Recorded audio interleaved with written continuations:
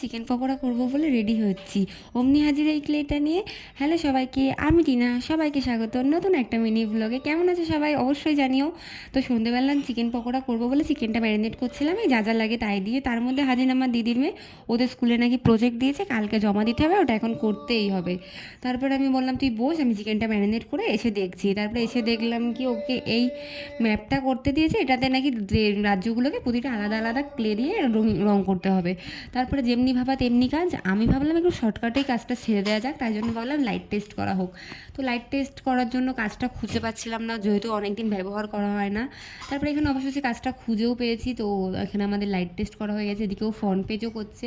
এর মধ্যে আমার মা দোকানে গেছিলো, তো দোকান থেকে মা চিপস এনে দিয়েছিলো। তো চিপস খেতে খেতে আমি এখানে অলমোস্ট অর্ধেক হয়ে গেছে। তার মাঝে গিয়ে আমি পকোড়াটাও ভেজে নিয়ে এসেছিলাম একবার। তো এটা কমপ্লিট করতে করতে আমাদের 10টা সাড়ে 10টা বেজে গেছে। তারপর আমরা ডিনার করি। আজকের ভিডিওটা এই অবধি, আজকের মতো বাই।